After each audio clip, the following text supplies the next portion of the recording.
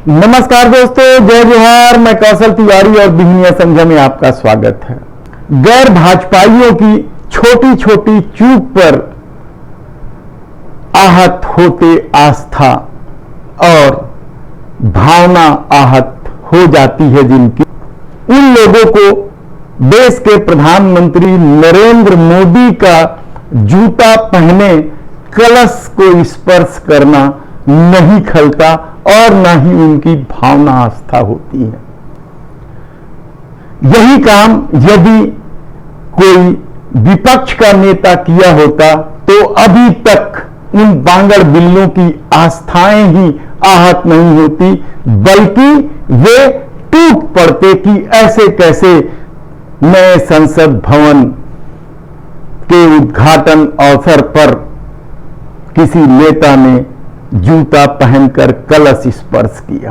हालांकि हमें नहीं मालूम कि जूता पहनकर कलश स्पर्श करना चाहिए या नहीं करना चाहिए उस धार्मिक आयोजन में जिसमें नई संसद का उद्घाटन होना था या सिंगोल की स्थापना होनी थी। हालांकि बाद में जब रेड कारपेट पे देश के प्रधानमंत्री पहुंचे तो उन्होंने अपना जूता निकाल दिया, लेकिन पहले ही जब वे लंबे चलकर आते हैं तो जूता पहने हुए हैं और पंडित उन्हें कलश देते हैं। यह क्या स्वागत था? यदि स्वागत भी था तो कलश का इस्तेमाल केवल पवित्र कार्यों के लिए होता है और पवित्र कार्यों के समय जूता नहीं पहना जाता, ऐसा हम समझते हैं, ऐसा हमें समझाया गया है। लेकिन ये देश के प्रधानमंत्री हैं, वे क्या करेंगे क्या नहीं करेंगे या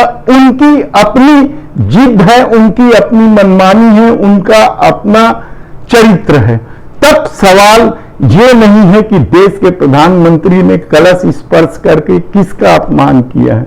सवाल यह भी नहीं है कि क्या इस पूरे घटनाक्रम में किसी की आस्था आहत हुई है।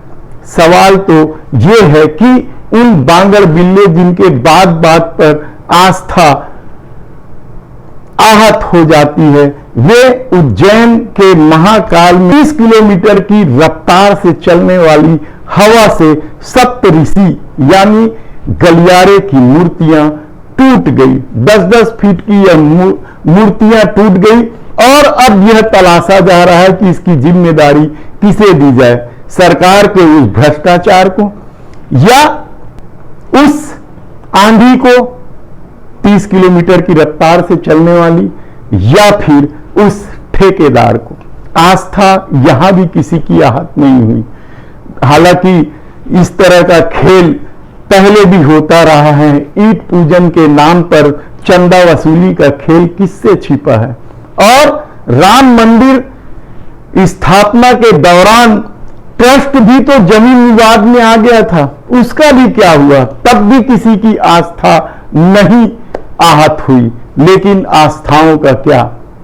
यदि यही काम जो उज्जैन में हुआ है वही यदि बंगाल या किसी गैर भाजपा शासित राज्यों में हो जाता तो अभी केवल सरकार ही निशाने पर होती। हालांकि कांग्रेस ने शिवराज सरकार के भ्रष्टाचार निशाने पर लिया है, लेकिन इस देश में धर्म की आड़ में किस तरीके से अधर्म का खेल खेला गया, किस तरीके से लोगों की आस्थाओं से खिलवाड़ करके राजनीति साधी गई, वह भी किसी से छिपा नहीं है। तब उस महाकाल के गलियारे में मूर्तियों का टूटना क्या उन आस्थावान लोगों को नहीं सालता, उन्हें तकलीफ नहीं देता, उनकी आस्था आहत नहीं होती, उनकी भावनाओं पर प्रहार नहीं होता?